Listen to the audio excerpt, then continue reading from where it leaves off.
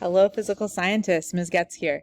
So today in class, we're going to be learning how you can use the periodic table to determine what particles an element is made of.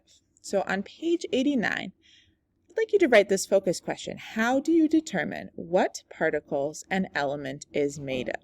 If you're in my 4B class, you might have skipped a few pages. That's just fine. So we're going to be on page 89. Take a moment to write down this focus question. And you can pause the video if you need a moment to write. Awesome. So when we played around with our build an atom experiment in class, we learned some different things about these particles of atoms, the protons, neutrons, and electrons. And we're actually going to start out by organizing some of that information with a little review of the structure of the atom. So you should have a graphic organizer, and you're going to want to tape or glue that into your notebook when you're done taking notes today on page 89. Or you can do it right now. You actually don't need to use the back of the graphic organizer. Awesome. So we have this graphic organizer, and it's going to help us learn how to use the periodic table. And periodic tables can actually look pretty different. They can be black and white, or pretty colorful with lots of different color coding for different types of materials. And so, you might see different types of periodic tables throughout our learning in chemistry here in physical science. But all of them describe the parts of the atom, and we're going to learn how they describe those parts right now. So we learned in Build the Atom that the atom has kind of two parts. There's the outside section where the electrons are, and the inside section where the protons are. And this is the first thing you're writing down on your graphic organizer. The outside section is called the electron cloud because it's where the electrons are. I know, creative, right? And so this area is called the electron cloud. The inside of the atom is called the nucleus. Take a moment and try saying that, nucleus. Yeah, you got it. So the nucleus is where protons and neutrons are located, and it's at the center of the atom. So there's these two different locations that you should have written down on your graphic organizer. And the nucleus is in the middle of the atom, and electrons are actually always moving around the atom. They're always sort of moving everywhere, but to make it easy to represent the atom, we're just going to draw them here in one place using these little energy level circles that we'll talk more about later. And then when we played with the Build an Atom website, we learned that these different particles have some different things about them. So we learned that protons have a mass of 1. It's called a 1 atomic mass unit. So they have a mass of 1. They have a charge that is positive 1, and their location in the atom is inside of the nucleus. And so if you're not writing this down on your organizer, please start writing it down. The neutron is also in the nucleus, and it also has a mass of 1 atomic mass unit. So it's a heavier particle. However, it does not have any charge. You can help remember this by saying that neutrons are neutral. They have no charge. They're neutral. And they're in the nucleus, which is, named, relates to the neutron. And that can help you remember. So take a moment to jot this down. And you also don't have to remember because you're going to have it written down right here in your notebook. Then our last particle is the electron. And the electron, you guys noticed on the FET, has no mass, and it has a negative charge. It makes our atom more and more negative and kind of balances out the positive of a proton. It is located in the electron cloud, which makes a lot of sense. So take a moment to double check that you've written this down. We'll pause the video right here. Great, so we know all about protons, neutrons, and electrons. But we want to know, how can I use the periodic table, in this case, this periodic table square for the element boron, to identify different pieces of information about the element? So first off, the first thing that's pretty obvious is that the element's name is listed on the periodic table square. You're also going to write this down on your graphic organizer. So you see how there's an arrow that points to the name boron and a line next to it? You should write element name. Awesome. So here we see the element's name. And then the next thing down, this number right here, again, find the arrow that points to the 5 on your paper. It's called the atomic number, and it's really important. Maybe pause the video so we can finish writing for a moment. Awesome. So the atomic number is really important because it tells you the number of protons. It's the smaller number of the two numbers on a periodic table square. So there's these two different numbers, and it's unique for every element. So boron is boron because it has 5 protons. We determined that protons actually decide what element you have. So the atomic number defines the element and is based on how many protons there are. And so this 5 means that if I have 5 protons, that's the element boron. Awesome. Then this next thing down, this capital B, is called the element symbol. So find the arrow that points at that capital B on your worksheet and write down element symbol. The element symbol isn't necessarily related to the name of the element. In this case, it is. B is for boron. Pretty logical. But there are some elements that don't quite have that logical connection. Like the element sodium is Na as its symbol, or the element tungsten is W. Very strange. A lot of them relate to their name, and those that don't actually relate to the name of that element in a different language, which is why they might be a different symbol, like gold, which has the symbol Au. So you've got the element symbol. And then this last thing down here, this bigger number, is called the atomic mass. So you want to find the arrow that points to this number, fill in the name atomic mass on your worksheet. And that's the larger of the two numbers, like I just mentioned. And it's telling you the average mass. So on average, boron has a mass of 10.8. And so what that's actually telling you is that some boron atoms are heavier than 10, and some atoms are just 10.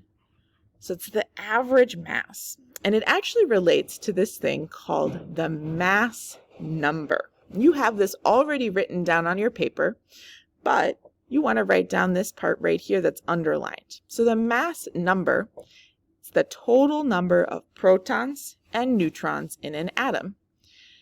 And it's the atomic mass rounded to a whole number. So for example, 10.8 will round to, that's going to round up to 11, because 10.8 is closer to 11 than it is to the number 10.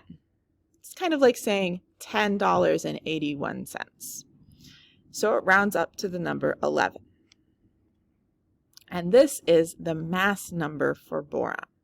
We'll talk more about how to use this next week, but you want to really make sure that you wrote down this underlined part, atomic mass rounded to a whole number. That's this mass number.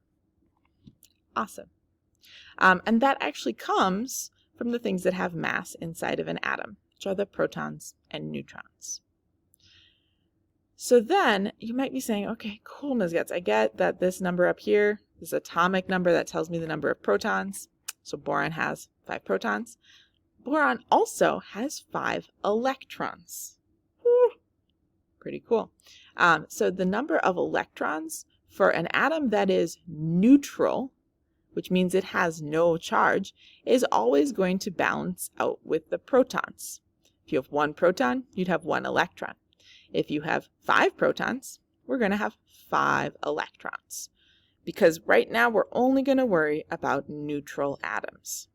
Next unit, we'll talk about those things called ions, what they mean, how they happen. But for now, the protons will always equal the electrons. So if you're ever like, oh, how many electrons are there? It's equal to the number of protons. So let's practice a little bit.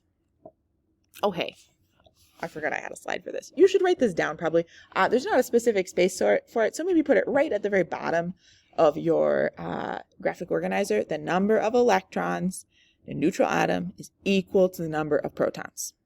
So electrons equal protons. Great. So let's do a really quick practice right now. So what is this element's name? Oh, yeah, you're right. It's carbon. Good job. Okay. What about its atomic number? There's two numbers on there. Which one of them is it? Yeah, it's 6. You got this. Okay. What about this one? What's the symbol for calcium?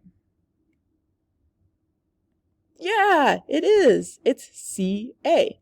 Notice that the C is capitalized and the A is lowercase. You always have to have the first letter capitalized, and if there is a second letter, it's lowercase. Great. What about calcium's atomic mass? Oh, man, I revealed that with the answer, Ms. Getz. So calcium's atomic mass looks like it's 40.0.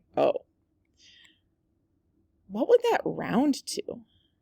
If we wanted to find out the mass number, well, 40.0, that's like $40.07. That's closer to 40 than it is to 41, so it's going to round to 40. Awesome. So what I'd like you to work on right now is the PT Squares practice on Schoology. It's called 7.3 Periodic Table Squares Practice. You can use your graphic organizer to help you. You can talk to a partner if you would like, or you can work on it independently. And when you get to the stop sign in that assignment, please pause because you'll watch the next video in about 10 or 15 minutes after you've had some time to practice using the periodic table square. Great work, scientists. We're going to learn one more thing right now. And that one more thing that we're learning is about where those electrons live. So I want you to think back to our Build an Atom website. If you'd like to go back to it now, maybe we could pause the video and look at it. Awesome. So you noticed that if you made a neon atom, the electrons will only go on these circles. And in fact, if we want to make a neutral neon atom, we need 10 electrons, and only 2 of them will go on the first circle. You can't fit anymore. They just won't stick there. And that's because the circles are these things called energy levels, where the electrons sort of like live. It's kind of like seats in a car or in a movie theater. The electrons want to be as close as they can to the nucleus where the protons are, but only 2 of them can be in this first energy level. So there's only 2 locations for electrons here. On the next energy levels outwards, there are 8 locations for electrons.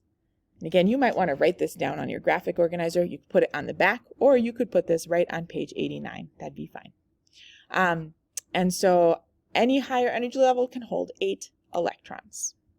So let's pause the video and record these 2 things. So first energy level up to 2 electrons, second or higher energy level up to 8 electrons. Awesome. So what this looks like is actually we've got 2 electrons here, and then I can fit 1, 2, 3, 4, 5, 6, 7, 8. And then this next one is 1, 2, 3, 4, 5, 6, 7, 8. And you notice that when I put my 8 electrons, I'm doing them in little groupings of 2 and 2 and 2. Makes it a little bit easier to keep track of and count how many are in each circle, because you can go 2, 4, 6, 8 and say, that's full. You need to go to the next energy level. So let's do an example for the atom carbon. So carbon has 6 protons, so that means carbon has to have 6 electrons as well. So we know that carbon needs to have 6 electrons. So I'm going to actually put 2 electrons in its first energy level. And then the next energy level, I'm going to add the remaining 4 electrons. Ta-da! So carbon has 6 total, which is 2 electrons plus 4 electrons, which equals 6. So I'd like you to continue working on your assignment. You're now ready to complete the energy levels, putting in those electrons and drawing how they look. Remember that the first level can have 2 electrons, and each level after that can have 8 electrons. It doesn't have to, it could just have like 2 of those 8 locations filled. Good luck, you got this.